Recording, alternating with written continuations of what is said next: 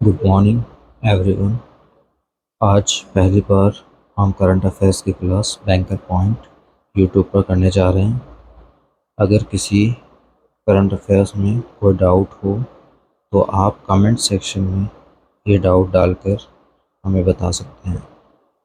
चलिए चलते हैं पहली बार करंट अफेयर की तरफ और देखते हैं कि आज के करंट अफेयर क्या कहते हैं। सबसे पहले करंट अफेयर हमारा आता है कि पीएम मोदी ने चेन्नई के तमिलनाडु का दौरा किया और कई परियोजनाओं की आधारशिला रखी। पीएम मोदी चेन्नई का दौरा करने गए थे और वहां पर काफ़ी सारी परियोजनाएं जो थी वो उन्होंने उसका दौरा किया। और इसी के अंदर 8 अप्रैल 2023 को प्रधानमंत्री मोदी ने तमिलनाडु के जो Chennai Alfred storm cricket ground में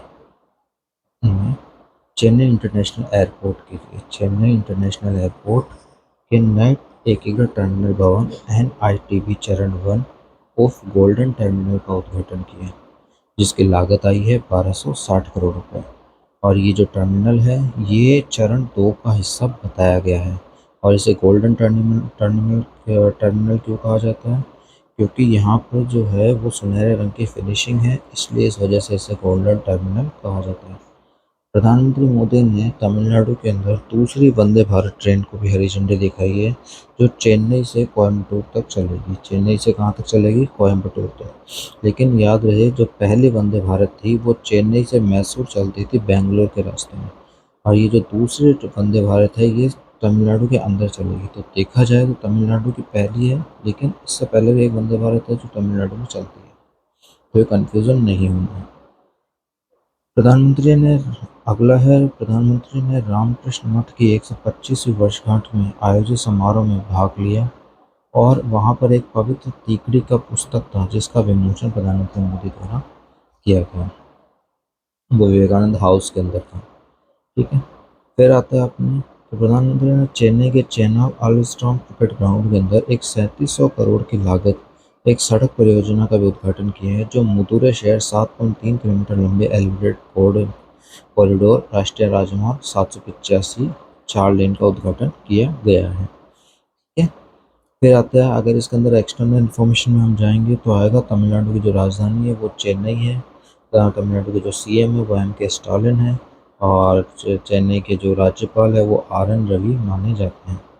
फिर आता है कि प्रधानमंत्री मोदी ने 9 मार्च 2023 को प्रोजेक्ट टाइगर के 50 सालों के स्मरण का उद्घाटन किया और एक प्रोजेक्ट टाइगर के तहत एक स्मारक सिक्का भी जारी किया गया है। ठीक है। स्मारक सिक्का भी जारी किया गया है। प्रधानमंत्री ने 7 प्रमुख बिग कैट्स का भी आयोजन कंजर्वेशन के लिए एक international big cats alliance IBCA, जिसकी शॉर्ट फॉर्म है IBCA international big big cats alliance का भी शुभारंभ किया है, जिसके अंदर 7 बिग कैट्स है। 7 बिग कैट कौन कौन सी है? Tiger, lion, leopard, snow leopard, Puma, ये सारी जो आती है अपने उसके अंदर आती है। जैगुआर, चीता। लेकिन याद रखना कि भारत के अंदर चीता चीता, snow leopard, leopard, lion, tiger पाए जाते हैं। सात सात बिग कैट्स हैं, उसके अंदर से 2 नहीं पाई जाती। 2 कौन सी नहीं है? प्यूमा और जगुआर। प्यूमा और जो जगुआर जो है वो एग्जाम में पूछा जा सकता है कि कौन सी बिग कैट्स अपने यहाँ नहीं पाई जाती। ये बैंकिंग एग्जाम में आ सकता है। अगला हमारा जो क्वेश्चन आता है वो आता है कि यूपी उत्तर प्रदेश के महाराजगंज जिले के अंदर एशियाई राजा जो गिद्ध होते हैं, जो एशियाई राजा गिद्ध होते हैं, उनके लिए जो उनका जो प्रजनन प्रजनन करना और संरक्षण करने के लिए एक प्रजनन केंद्र जेसीबीसी, जटायु संरक्षण और प्रजनन केंद्र, ये विश्व का पहला है जो भारत में खोला गया है। और जो जेसीबीसी है वो गोरखपुर वन विभाग के 1.5 हेक्टेयर के अंदर फैला हुआ है। जेसीबीसी एक 15 वर्ष की एक परियोजना मानी गई है जिसका लक्ष्य है 40 गिद्धों को पालना है। जेसीबीसी का जो लक्ष्य है वो 40 गिद्ध है। 15 साल के अंदर ये लक्ष्य इन्हें पूरा करना होगा। अब आता है कि वित्त मंत्रालय ने सरकारी कर्मचारियों के लिए एक पेंशन की जो समीक्षा करी थी, उसमें वित्त सचिव है टीवी सोमनाथ है, जिसके नेतृत्व में 4 सदस्यीय चैनल की स्थापना की गई है, जो क्या करेगी, जो जो ये करेगी कि जो अपने जो कर्मचारियों को वित्त जो एनपीएस है उसके अंदर बदलाव की सिफारिश करेगी और नई पेंशन योजना जारी करेगी, जिसमें जो कई कई कर्मचारी क्या कर रहे हैं आजकल नए एनपीएस छोड़ रहे हैं, तो उसके लिए कर्मचारी संघ में इसकी मांग बढ़ गई है। फिर आता है अपने एक इंटरनेशनल क्वांटम कम्युनिकेशन कॉन्क्लेव आयोजित किया गया 27 से 28 मार्च 2023 को विज्ञान भवन नई दिल्ली के अंदर 2 दिवसीय पहला इंटरनेशनल क्वांटम कम्युनिकेशन कॉन्क्लेव आयोजित किया गया, जिसका उद्घाटन किसने किया था? रेलवे मंत्री है जो अपने रेलवे मंत्री है, संचार इलेक्ट्रॉनिक सूचना प्रौद्योगिकी के जो मंत्री है अश्विनी वैष्णव, और जो संचार के राज्य मंत्री है देव सिंह चौहान ने। 2 दिवसीय था ये, ठीक है, 2 दिवसीय था, उन्होंने इसका उद्घाटन किया। फिर अपना अगला इम्पोर्टेंट न्यूज़ आती है, वो है पंडित दीनदयाल उपाध्याय दूरसंचार कौशल पुरस्कार 2022 27/3/2023 को सम्मेलन में प्रदान किया गया है। और जो इसके अंदर जो पुरस्कार मिला है वो एक तो मिला है स्टारलाइट टेक्नोलॉजी लिमिटेड पुणे को, ठीक है, स्टारलाइट टेक्नोलॉजी लिमिटेड पुणे को, और दूसरा मिला है पुणे दूरसंचार विहार नेटवर्क गुरुग्राम को, और तीसरा मिला है QUNU labs private limited Bengaluru को। लेकिन जो स्टारलाइट टेक्नोलॉजी लिमिटेड पुणे है उसने पुणे दूरसंचार क्षेत्र में कौशल विकास का कार्य किया है। विहार नेटवर्क लिमिटेड जो गुरुग्राम है उसने सुदूर और ग्रामीण क्षेत्र के लिए भारत में सौर ऊर्जा से चलने वाले 4G RAN का प्रौद्योगिकी का विकास किया है। और तीसरा है QUNU लैब्स प्राइवेट लिमिटेड जो बेंगलुरु है उसने क्वांटम संचार और सुरक्षा समाधान के जो कार्य थे वो किए थे। तो ये होती है हमारे टोटल बेस्ट जो इंटरनेशनल न्यूज़ होती है वो आ जाती है। अगली जो न्यूज़ आती है वो हमारे सामने आती है बैंकिंग और फाइनेंशियल में। बैंकिंग और फाइनेंस से रिलेटेड हमारे RRBPO, SBI banking sector in सब में आते हैं। तो आप छोटा छोटा अगर इन्हें याद रखते रहेंगे, डेली की डेली पढ़ते रहेंगे, तो आपके लिए बहुत ही आसानी होगी। बैंकिंग फाइनेंस में जो पहला करंट अफेयर्स आता है वो आता है कि मुंबई में जो नेशनल सिक्योरिटी डिपॉजिटरी NSDL का ऑफिस है उसने नॉर्वे और सिंगापुर के आंकड़ों के अनुसार फाइनेंशियल ईयर 2023 में भारत में FPI विदेशी पोर्टफोलियो जो निवेश है, फॉरेन पोर्टफोलियो इन्वेस्टमेंट है, उसके गंतव्य के रूप में लाभान्वित किया है, और मॉरिशस के अंदर बहुत ज़्यादा ही इसके अंदर गिरावट देखी गई है। अब होता क्या है कि US के बाद भारत में FPI का जो जो निवेश है वो सिंगापुर के बाद दूसरा बड़ा अधिकार क्षेत्र है, ठीक है। मॉरिशस में जो वो है कस्टडी के तहत जो कुल संपत्ति थी AU से मार्च 2023 में वो 42% घट गई है और 6.66 करोड़ रुपये हो गई है। तो इसलिए मॉरिशस और में तेज़ी से गिरावट देखी गई है। अगला करंट अफेयर हमारा आता है कि RBI ने एक मॉनेटरी पॉलिसी रिपोर्ट जारी की है जिसके हिसाब से फाइनेंशियल ईयर 2023 में जो ऋण वृद्धि है वो 11 साल के उच्च स्तर पर जमा ग्रोथ से आगे निकल गई है। लेकिन इसके बावजूद भी जो बैंक के बाहरी बेंचमार्क है जिसमें 250 आधार अंक BPS है, उच्च दरों को सभी पूरा करने के बावजूद भी क्या हो गया, अब इसमें ये क्यों निकल गई, क्योंकि बैंक में जो ऋण वृद्धि हुई है, बैंक में जो लोन हुआ है, जो लोन इंक्रीमेंट हुआ है वो हुआ 14.6% लोन इंक्रीज हो गया।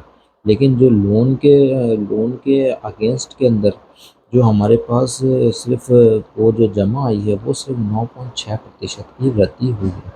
इस वजह से क्या हो गया, उधारी देनदारों में फाइनेंशियल 2023 में सबसे ज़्यादा उछाल आ गया है। तो ये आप ध्यान रखिएगा, ये ऐसे जो वृद्धि कमी ये जो है ये करंट अफेयर्स के अंदर पूछे जाते हैं। अगला करंट अफेयर हमारा आता है कि सेबी ने ऋण म्यूचुअल फंड के लिए 3,000 करोड़ रुपए की बचाव सुविधा स्थापित करने की मंजूरी दी है, जो निर्णय 2023 में सेबी की बैठक में लिया गया था। ठीक है, अब क्या किया है, देखिए मैं एक चीज़ बताना भूल गया, जो RBI है, RBI के जो अपने गवर्नर है, RBI के जो राज्यपाल हैं वो है अपने शशिकांत दास हैं, और RBI के उप राज्यपाल हैं महेश कुमार जैन है, माइकल देवव्रत है, M राजेश्वर राव है, T रविशंकर है। और RBI का जो मुख्यालय है वो मुंबई महाराष्ट्र के अंदर है। और स्थापना कब हुई थी, 1 अप्रैल 1935 को इसकी स्थापना की गई थी। ठीक है, कब की गई थी, 1 अप्रैल 1995 को। यहाँ मैं लिख देता हूँ कि आप नोट कर लीजिएगा आराम से, 1/4/1995 को इसकी स्थापना की गई थी। ठीक है, दूसरा हम चलते हैं, सेबी ने ऋण म्यूचुअल फंड के लिए 3,000 करोड़ रुपए की बचाव सुविधा स्थापित करने की मंजूरी दे दी है, और यह निर्णय 2023 में सेबी की बैठक में दिया गया था। इसके अंदर क्या किया है, कॉर्पोरेट ऋण बाजार है जो CDMF है, CDM कौन सा है, CDMDF, जो क्या है, कॉरपोरेट है, कॉरपोरेट ऋण बाजार विकास कोष। थोड़ी राइटिंग डिस्टर्बेंस है तो आप अपने हिसाब से देख लीजिएगा, ठीक है। उसके बाद क्या आता है, अपने म्यूचुअल फंड है, उसके अंदर क्या हो गया, 3,000 करोड़ रुपये की रेस्ट्री फैसिलिटी दी है डेप्थ म्यूचुअल फंड के लिए। नेक्स्ट आता है हमारे जो अवार्ड्स दिए गए। अब बैंकिंग फाइनेंशियल हमारे 11 तारीख के लिए इतनी ही है। उसके बाद आती है अवार्ड्स।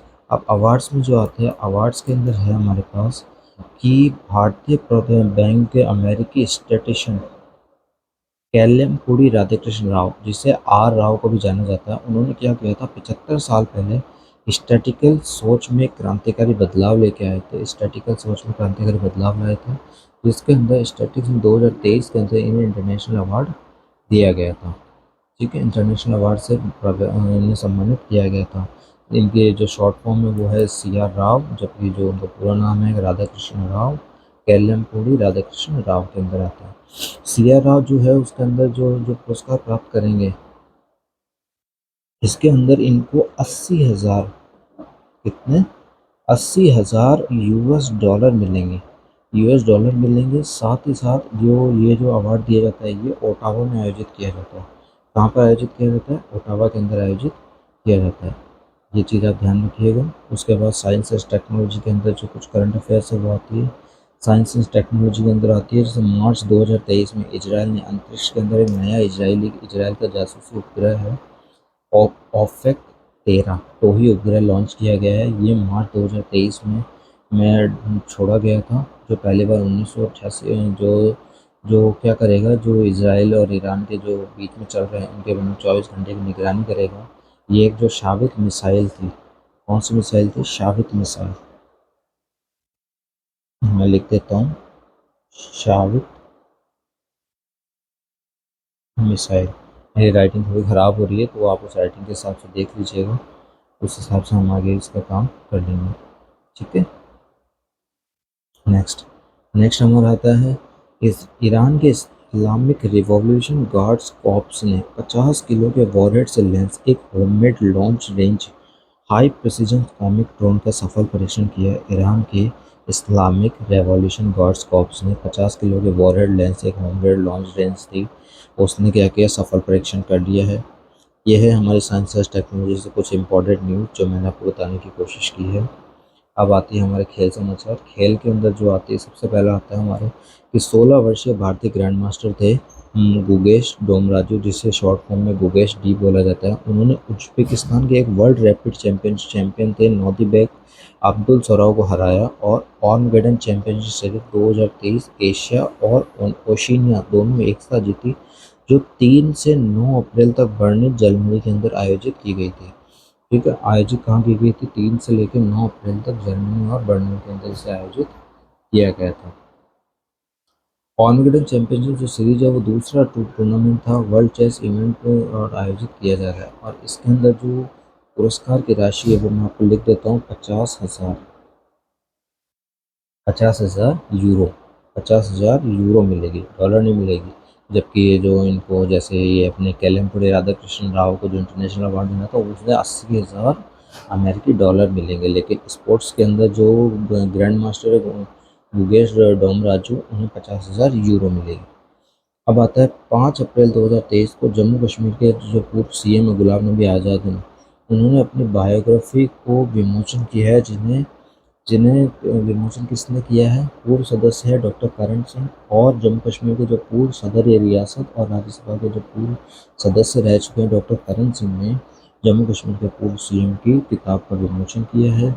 नंदनी दास ने कोटिंग इंडिया की एक नई पुस्तक लिखी है। नंदनी दास कौन है, नंदनी दास है अपने एक ऑक्सफोर्ड विश्वविद्यालय से पढ़ी हुई है, जो कोटिंग इंडिया, और कोटिंग इंडिया की जो फुल फॉर्म है वो मैं बता देता हूँ। कोटिंग इंडिया जो है, कोटिंग इंडिया मुगल इंडिया के नाम से जानी जाती है, Mughal India and the origin origin of empire के नाम से पुस्तक लिखी है, ठीक है। ये आपकी तरफ से करंट अफेयर कंप्लीट हुए। उसके बाद नेशनल इंटरनेशनल डे की तरफ बढ़ते हैं। विश्व होम्योपैथिक दिवस 10 अप्रैल को मनाया जाता है और 58वां जो सीआरपीएफ दिवस था वो 9 अप्रैल को मनाया गया। 9 अप्रैल 2023 को 58वां सीआरपीएफ दिवस हमारा मनाया गया था, जो 1965 की जो वीरता है उसको याद करने के लिए मनाया गया था। 5 अप्रैल 2023 को ओडिशा सरकार ने टोक्यो जापान में आयोजित ओडिशा बिजनेस मीट के दौरान 26,000 करोड़ का निवेश का इरादा प्राप्त किया। यानी कि कहाँ पर हुआ था? ओडिशा की बिजनेस मीट हुई थी ओडिशा सरकार टोक्यो के अंदर। वहाँ पर 5 अप्रैल 2023 को वहाँ पर क्या किया गया है कि ओडिशा को बिजनेस मीट का दिया गया है। तो इस तरह से आज की जो करंट अफेयर है वो 15 मिनट में खत्म होती है। इसी तरह से अगर हम डेली के 15 मिनट देते हैं तो डेली के 15 मिनट देने से क्या होता है कि हम एग्ज़ाम के लिए प्रिपेयर भी हो जाएंगे और साथ ही साथ ये भी होगा कि हमें याद करने की ज़रूरत नहीं पड़ेगी। वरना अगर आप महीने में एक बार बैठोगे और एक साथ लेके बैठोगे तो हमें प्रॉब्लम होगी। इसलिए आप लोग इसके साथ काम कर सकते हैं। Thank you. बैंकर पॉइंट्स अगली बार अगले अफेयर्स आपके लिए कल लेकर आएंगे।